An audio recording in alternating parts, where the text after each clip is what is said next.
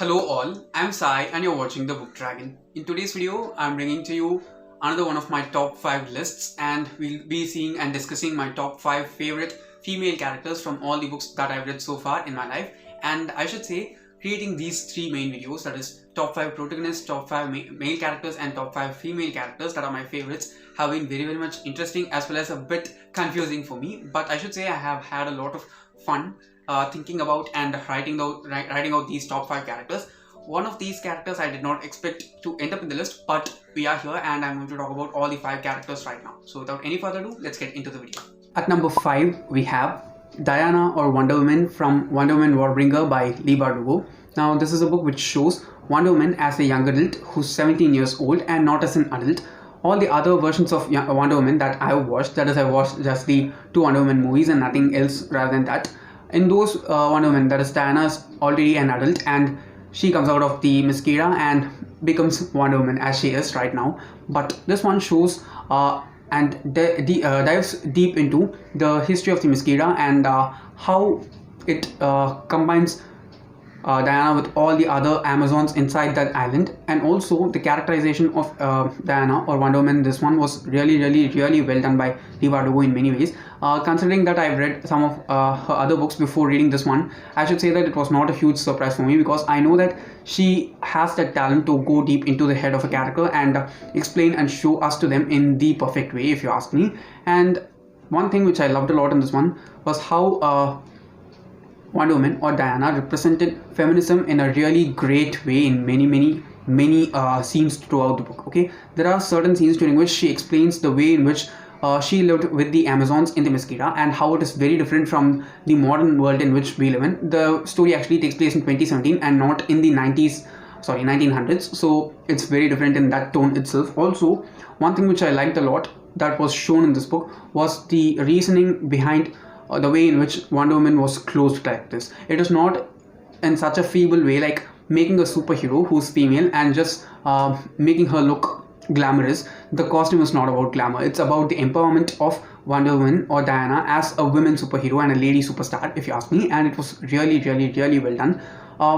I thought that there was not that much reason behind the costumes of any superheroes. I have not heard the backstory for the costume of any superhero before, except the Flash, but in this one it was really well explained, starting from the tiara that she wears, the lasso that she has, and the cuffs, the metal cuffs that she wears in her hands. Everything was clearly explained, and I just loved the depiction of Diana as a young adult who showed a lot of strength as well as a lot of compassion and love for all the people that are surrounding her in every way possible, and that's why she's at number 5 in my list. The next one is a really obvious one because she's the brightest witch of her age, and I'm talking about none other than Hermione Granger from the Harry Potter series. I'm sure that if I make a top 5 favorite female characters list or top 5 favorite female characters list without Hermione in it, I'll just kill myself, because it would be such a bad thing to do, because she is one of the best characters throughout the series. I should also say that after Dumbledore, Hermione is my most favorite of all the characters inside the series, because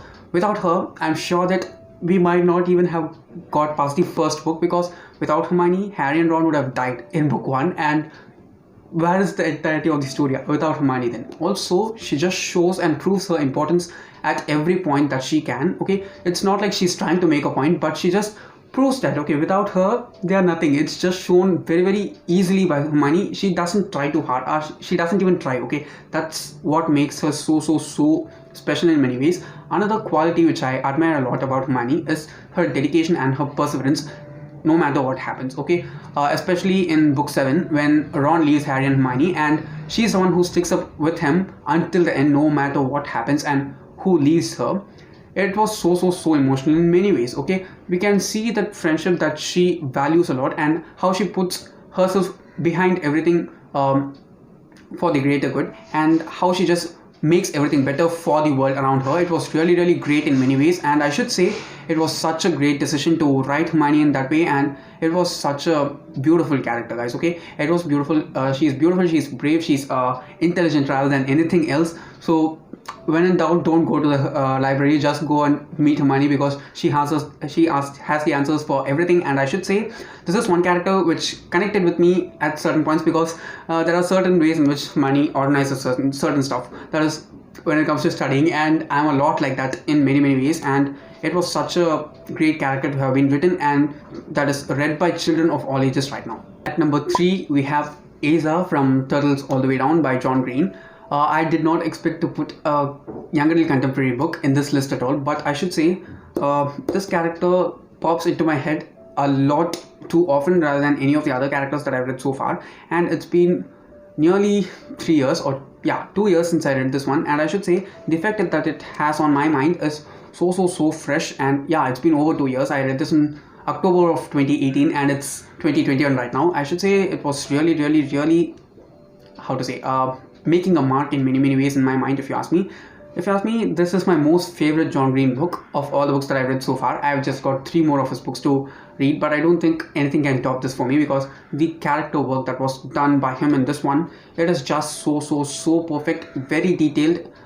You can just understand what Asa is actually suffering from, because he's able to express everything that he's felt through this character to everyone else, and also he's able to connect with the others who are facing the same issues that he had and he has through that character. And it just made me feel a bit understood at many times, because I do have a bit of OCD, but not as strong as it is shown in this one.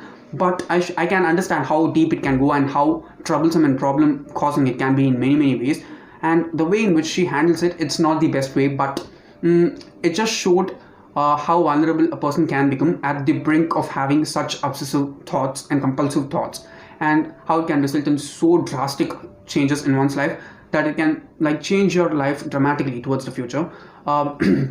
Towards the end, it was really well done, if you ask me. Okay, it is not a great ending, but the decisions that he made while showing the representation of the mental health issue that he had tackled in this one, he did a great job of doing it. And this character Asa, she just was such a clear representation of what she was trying to represent, and that's one of the main reasons why she's number 3 in my list. The top 2 characters are actually queens in my eyes, if you ask me, as female characters. And at number 2 we have none other than Isabel Lightwood from The Mortal Instruments or The Shadowhunter Chronicles by Cassandra Clare.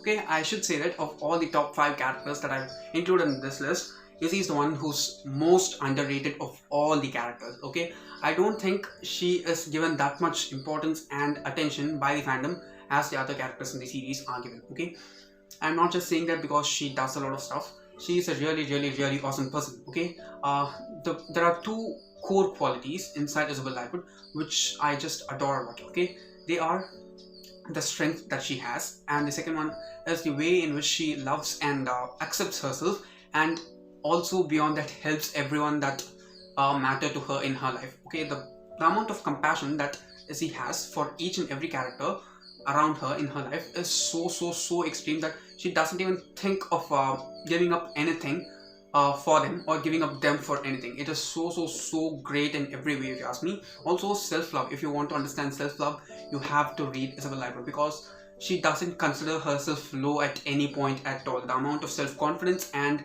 self-love that this character has is so extreme. She respects herself the most. That's one of the perfect things, if you ask me.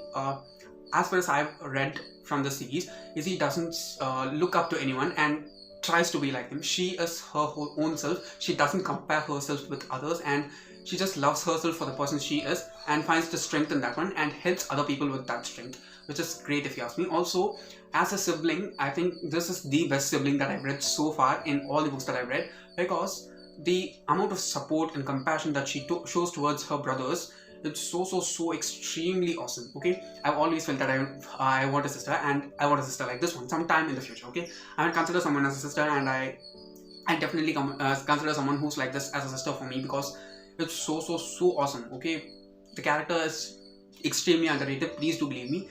Just because for the fact that she's shown like a very glamorous character doesn't mean that she is not that strong. Okay, she is glamorous, but she's many more things that are quite a lot more than just being glamorous, and that's why she's at number 2 in my list. She can be at number 1, but the number 1 character is going to beat her in just a single, not just single, in many criteria, but definitely if not for that character, Izzy would be number 1 in my list. Finally, at number 1, my most favorite female character of all time from the books that I've read so far is Daenerys Targaryen, the Mother of Dragons from A Song of Ice and Fire or Game of Thrones by George R.R. Martin. Okay, she's also my most favorite protagonist. Okay, she's my top most favorite protagonist if you've watched my top 5 protagonist video already. And I should say this is such a great character, guys. The amount of strength that Dany represents and showcases is extreme. Okay, and also the way in which she has developed that strength is awesome. And also she is my topmost favorite female character due to various other reasons. One being that she has inspired me in many ways. Okay, I don't tend to categorize gender when it comes to taking inspiration from, and this is one such character who has inspired me a lot in many ways. Okay, the things that she's put through are so difficult for anyone to handle, and she handling them with such grace and such strength and compassion, and the ambition that she has, but also the compassion that she musters for everyone that's around her. She's a good person by heart, but there are also certain times during life when she has to act bad, and though it's bad, it cannot be considered bad because the reasons behind those activities are not at all some things which anyone can give up on. Because if you want to do some things, we have to compromise on some other things, and the things in which she compromises are things which can be very easily understood, and they are like very blatantly easy to understand. And I think she is the one who plays the Game of Thrones very well, and if she ends up winning the throne at last in the books, I'll be very happy. And also the relationship that she maintains with all the characters around her, it is really good and balanced throughout the series. Okay, it is not at all like a dynamic that shifts so rapidly. It is very consistent. Even if we see the romances or the friendships that she builds, they are not at all like spiking up or going down. They just have like very clear curves, and the arc of each and every relationship and friendship development that is set by Dany in this one is really good, and I just adore her for that itself, and that's one of the main reasons why she's at number 1 in my list. Okay guys, that's all for today, and if you did enjoy watching today's video, don't forget to give it a thumbs up and also share it to your friends. If you want to get more content from me, do subscribe to the channel because I publish new videos every Sunday, Tuesday, Thursday and Saturday. Thanks for watching and have a great rest of your day.